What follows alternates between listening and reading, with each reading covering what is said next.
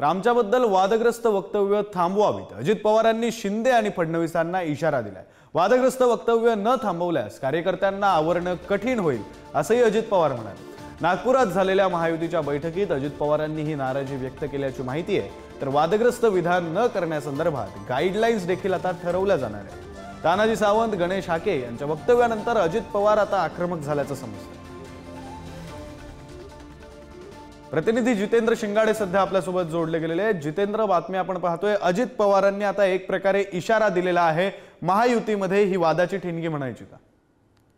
विक्रांत, ज्याप्रमाणे लाडकी बहीण योजनेच्या कार्यक्रमासाठी मुख्यमंत्री आणि दोन्ही उपमुख्यमंत्री शनिवारी नागपुरात दाखल झाले होते, त्यानंतर मध्यरात्रीपर्यंत महायुतीची आणि या संपूर्ण नेत्यांची बैठक झाली। यामध्ये चंद्रशेखर बावनकुळे आणि सुनील तटकरे हे देखील उपस्थित होते आणि या बैठकीमध्ये जागा वाटपांच्या चर्चेसोबतच राष्ट्रवादीवर जे टीकेची झोड उठवलेली आहे त्यावर देखील आता चर्चा झाल्याची माहिती मिळते। कारण नुकतंच तानाजी सावंत असतील किंवा गणेश हाके असतील यांनी अजितदादांच्या राष्ट्रवादीबाबत काही वादग्रस्त वक्तव्य केली होती आणि त्यानंतर अजित पवारांच्या राष्ट्रवादीला अनेक बाबींसाठी जबाबदार ठरवण्यात आलं होतं। त्यामुळे या प्रकारच्या ज्या काही टीका होत आहेत त्या थांबवण्यात यावा आणि याबद्दल नाराजीही मुख्यमंत्री आणि उपमुख्यमंत्री देवेंद्र फडणवीस यांच्याकडे व्यक्त केल्याची माहिती दादांकडून मिळते। त्याचबरोबर अशा प्रकारची महायुतीमध्ये कुठल्याही प्रकारची वादग्रस्त वक्तव्य येऊ नये, कोणत्याही पक्षाने एकमेकांबद्दल असं वादग्रस्त वक्तव्य बोलू नये यासाठी काही गाईडलाईन्स देखील ठरवण्यात येतील